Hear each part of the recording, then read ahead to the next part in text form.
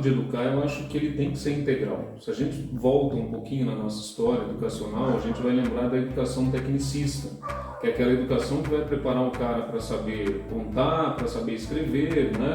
Para trabalhar numa fábrica. E a escola, o modelo de escola que nós temos hoje começa na Prússia dessa maneira, né? Lá no século XVIII. Então é para realmente trabalhar na fábrica e só aquilo e acabou.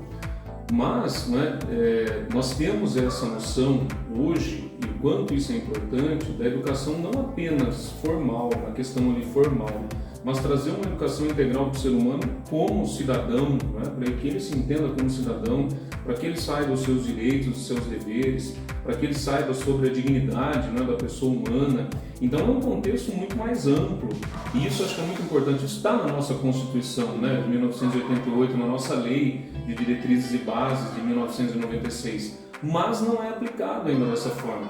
Talvez até pelo modelo ainda que nós seguimos educacional, né, que é altamente cobrado, por exemplo, no vestibular, o conteúdo. Né? Então, muitas vezes a escola peca nesse sentido de trazer também uma educação política, uma educação cidadã, uma educação que a pessoa possa se construir como pessoa humana mesmo, como cidadão, e não apenas na questão formal. Legal. Essa preocupação ela é interessante porque faz com que a igreja se preocupe com isso e faz com que ela perceba esse tipo de situação. Então, ele está preocupado, ele tem um nível formal, ele tem ensino fundamental, a pessoa tem um ensino médio, talvez tenha uma graduação, mas ela não sabe o mínimo de meio ambiente. E nós somos exemplo disso, né? O quanto nós aprendemos na igreja, né? O quanto nós aprendemos no grupo de jovens, né? No Jussan, por exemplo, né? E quanta coisa a gente debatia, né? Claro, sempre à luz da palavra de Deus, mas a gente falava da nossa realidade, né? Preocupação com o outro, preocupação com o ambiente. Sim. Isso é educação integral. É você olhar outras condições, outras situações. E outra coisa, a educação emocional. Sim. Né? E justamente agora, né? Eu estou muito feliz de trazer isso, falar de educação esse ano e trazer esse assunto da educação emocional, porque os alunos ficaram afastados da escola, né, passaram por tantas dificuldades e agora estão voltando. E como acolher esses alunos, como acolher esses profissionais também, né, que também ficaram sobrecarregados. O texto fala uma coisa que eu acho demais, assim, porque a gente pôde perceber isso no cotidiano da gente mesmo, né? A gente passou, está passando, mas a fase talvez mais difícil da pandemia passou.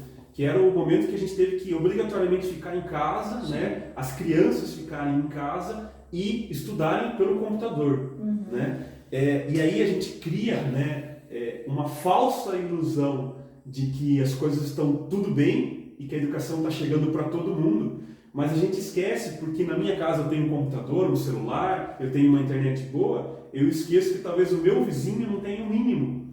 Ou seja, a gente tem uma obrigatoriedade na Constituição de que a educação chegue para todos, mas a gente chegou num momento em que a educação não vai chegar e não chegou para todo mundo, né? E aí quando a gente volta, a gente começa a perceber, né, os nossos filhos têm uma condição de... a gente estava falando disso no começo, né, antes da gente começar o podcast, né?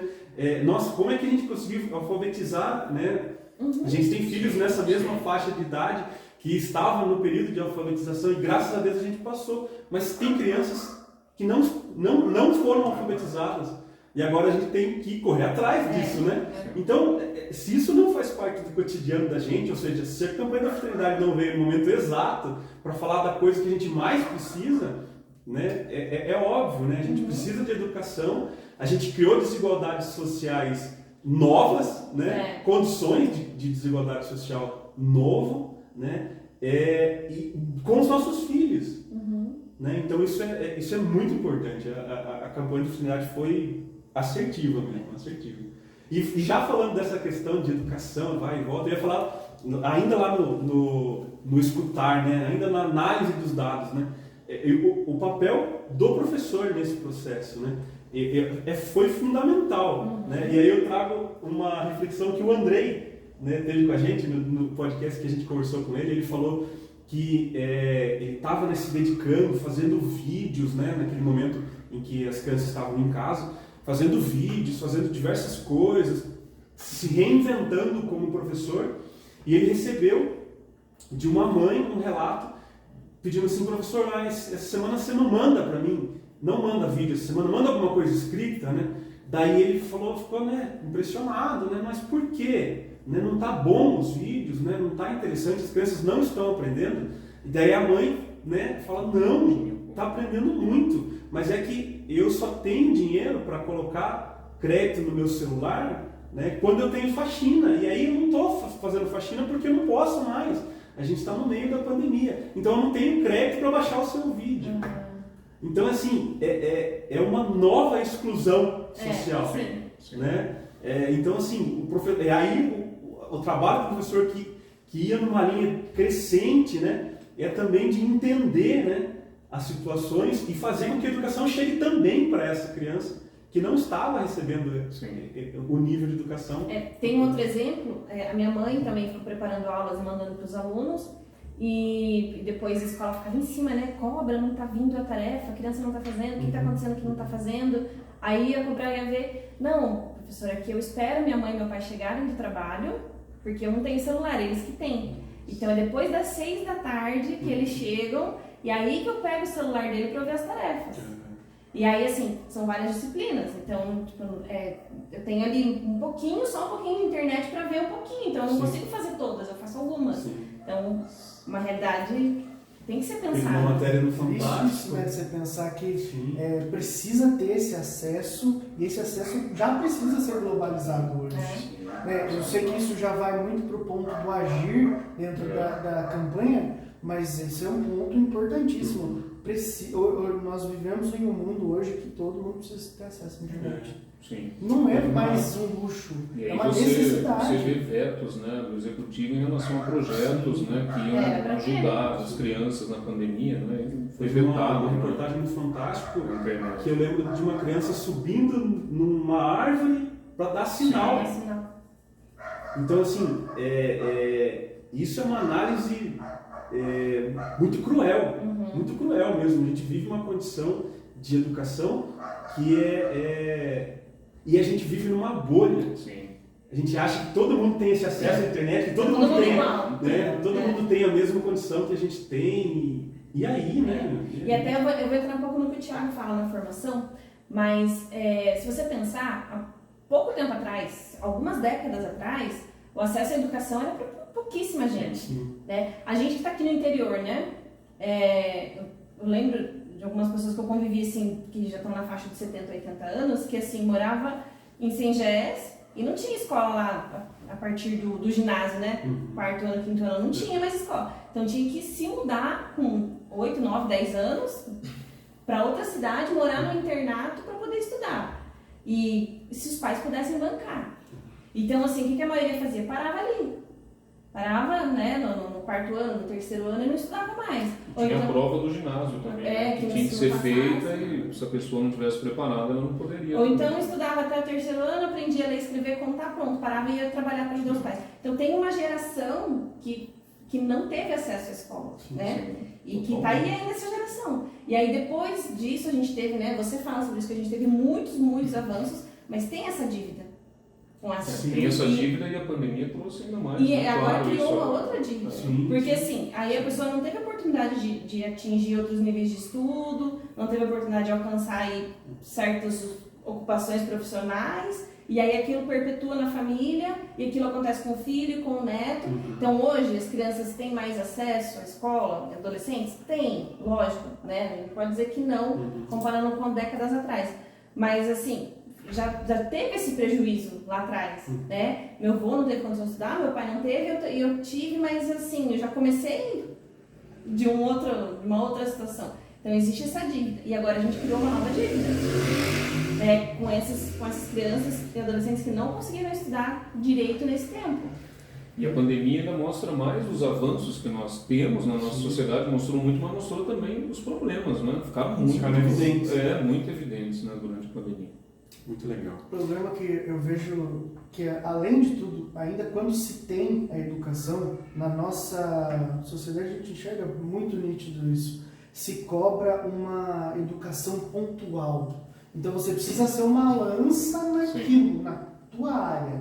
Você, aliás, se cobra muito cedo e agora tá mais cedo ainda, que você escolha para que lado Sim. você vai. Se era difícil escolher que faculdade que você vai fazer com 16, 17, 18 anos, agora você tem que escolher a sua área de formação já hora que você vai entrar no ensino médio. Então isso é muito cruel você cobrar dessa forma, porque a hora que essa pessoa seguiu, sei lá, biológicas a vida toda e chega lá na frente e fala assim, nossa, mas o meu negócio era exatas, não tinha nada a ver com isso. E aí você perdeu, às vezes, ensinos básicos a respeito daquilo, porque você optou. Então a gente tem que tomar muito cuidado. E eu tenho um receio social a respeito disso, porque toda educação que ela é extremamente pontual, ela gera uma psicopatia social.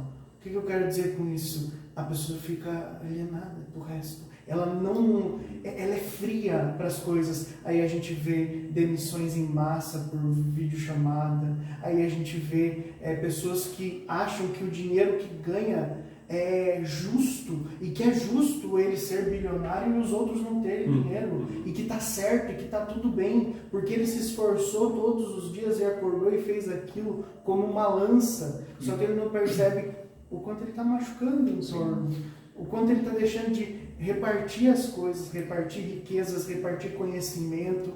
E se a gente não fizer isso, nós vamos cada vez mais, essas ilhas que se formaram durante a pandemia, elas vão se distanciar cada vez mais. Porque a pessoa vai falar assim, não preciso de outras pessoas não preciso de uma vida em sociedade. Hoje eu faço um exercício. Para que você precisa sair da sua casa hoje? Sim. Exatamente. E isso é positivo?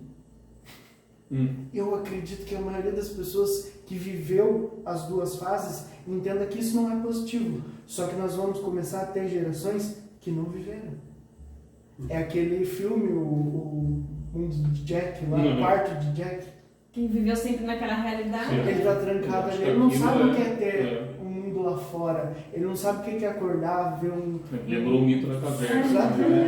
Exatamente. Não, é exatamente isso. E o que isso é, até né, você falou do mito da caverna, também se a gente for pensar em Roma, a estratégia de Roma era dividir para conquistar. Você deixar cada pessoa nas suas casas, alienadas do mundo, é mais fácil de você doutrinar do que todo mundo junto, do que as pessoas sentarem, como estamos fazendo aqui hoje, falando, poxa vida, mas dá para fazer melhor do que está sendo feito. Eu sempre disse isso pro meu irmão, quando a gente sempre gosta de ter essas conversas, igual a gente está tendo aqui, e às vezes a gente senta sobre problemas simples e conversa 5, 10 minutos e você chega numa solução melhor do que a que existe, é porque quem está no poder está com uma vontade.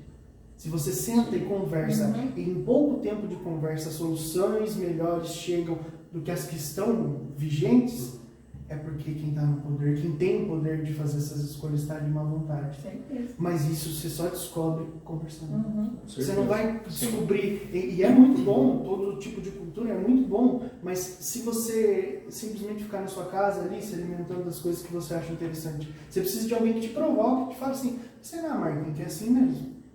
E aí você reflete se a sua opinião realmente faz sentido, se você está devaneio. A gente estava falando se com o diálogo a gente consegue chegar a soluções melhores. Justamente. Com o diálogo de Jesus ele chegou a solução muito melhor. E fazendo um gancho, né, você tinha falado lá no começo da desigualdade, né? A gente toca nesse assunto também da meritocracia, né? Quando a gente fala da meritocracia, que é uma coisa impensável no nosso país, né? Sim, com certeza. Quando a gente fala de igualdade não existe nesse país, né? Primeiro você tem que dar equidade, né? Tentar deixar todo mundo no mesmo nível para ter acesso aos direitos. Sim. Então é uma coisa, falar de meritocracia, e ficou muito claro agora também, né, durante a pandemia, principalmente relacionado à educação, né, onde é que está essa meritocracia? Na mesma sala de aula, quem sim, tem acesso e quem não tem acesso. Com certeza. E aí dá essa ideia, né, de que, como você disse, está tudo bem, eu sou um cara que tem muito dinheiro, né, e tá certo, porque eu sou esforçado, né, eu tive mais esforço do que os outros. Não, você teve mais oportunidades, né? Você acessou os direitos, você largou muito na frente. Sim.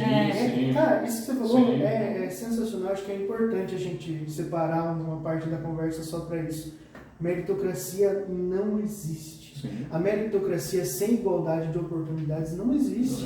Tem que todo mundo sair do mesmo lugar. Tá, eu vamos dar um exemplo, né? Eu e meu irmão nascemos na mesma família, mesmo assim na minha casa já não funciona, porque eu nasci numa circunstância financeira da minha família diferente da do meu irmão, mas digamos que seja uma família igual, em que os dois tiveram a mesma oportunidade, em que os dois tiveram o acesso às mesmas coisas, aí você pode comprar resultados iguais. Exatamente. Agora, quando você pega um cara lá na favela que anda 3, 4 km, 5 km para chegar na escola, e o outro que tem internet, tem tudo, tem os melhores livros, os melhores professores, os melhores cursos, e daí você bota os dois para sentar para disputar uma vaga de emprego e fala assim, não, gente, mas aqui é meritocracia, a gente está vendo quem tem os melhores desempenhos. Opa, não tá certo isso, né? E aí eu lembro o Papa Francisco também, né, que ele fala que é tão normal isso, né, as pessoas estarem acima das outras, e isso é tão naturalizado que ele fala sobre a globalização da indiferença, né? Que hoje a indiferença está globalizada, até nesse meio mesmo, né, quando a gente fala da meritocracia, em outras circunstâncias também. Então é normalizado esse processo, né? Se eu tenho condição, eu vou no mercado, compro, encho as coisas, porque a crise chegou. Sim. Nossa, não pensa mais em ninguém. Você vê que isso é de um egoísmo. Eu acho que tem gente que tem papel higiênico na casa pra fora, que nunca chegou a faltar, mas que disseram que iria faltar na pandemia, né? Gente, é de uma falta de amor, né? Vamos encaixar na nossa fé, falta de amor. E aí eu falo, o cristão, né? Cadê o verdadeiro cristão nesse momento? Né? O cristão tem a obrigação de realmente lutar contra todo esse processo, né?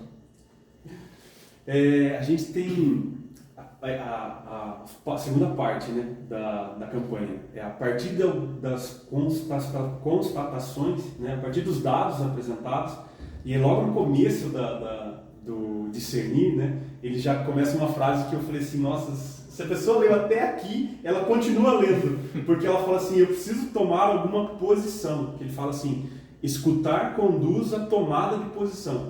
Então, quer dizer, se eu li todos os dados apresentados, aquilo que aconteceu ao longo desse último ano, aquilo que de fato, né, todos os problemas sociais criados a partir da pandemia, a partir de decisões políticas, a partir de um monte de situações, qual que é a minha posição? O que que eu falo, né?